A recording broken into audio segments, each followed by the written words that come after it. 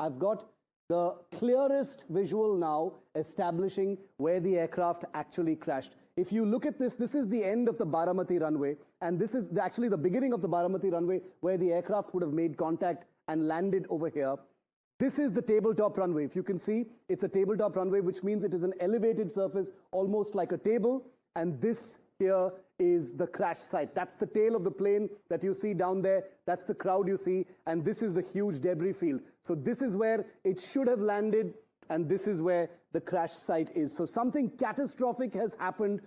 We don't know whether it is because it was a tabletop runway, but this gives you a perspective of what that actually looked like. Now I will show you why tabletop runways are considered to be high risk and give pilots very little room for maneuver and no second chances. There is zero margin for overrun because there is already an altitude differential, albeit a slight one, but that reduces your margin for error. No margin for overrun. The illusion of extra runway length exists on a tabletop runway.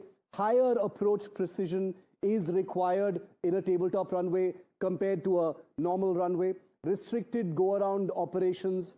This is what aviators tell us. There are restrictions on the number of attempts you can have.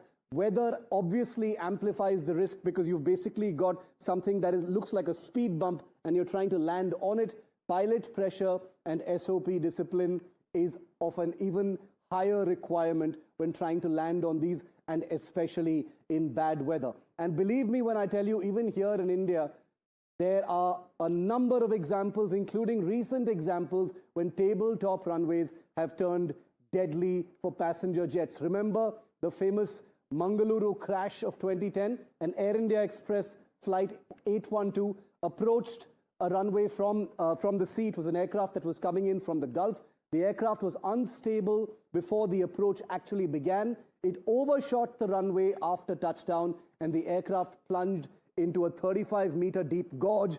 At the end of that runway, 158 passengers were killed. There were only 8 survivors. This was 15 years ago. Cut to much more recently to Kozhikode or Calicut in Kerala in 2020. This was an Air India Express flight once again, flight 1344. The aircraft landed on a wet runway amidst heavy rain. The aircraft failed to stop in time. It overran the runway, and the aircraft fell into a steep 12-meter deep gorge at the end of the runway. Once again, 21 passengers were killed, 130 were injured. This is what aviators tell us about tabletop runways and why they are especially risky in terms of recovering aircraft.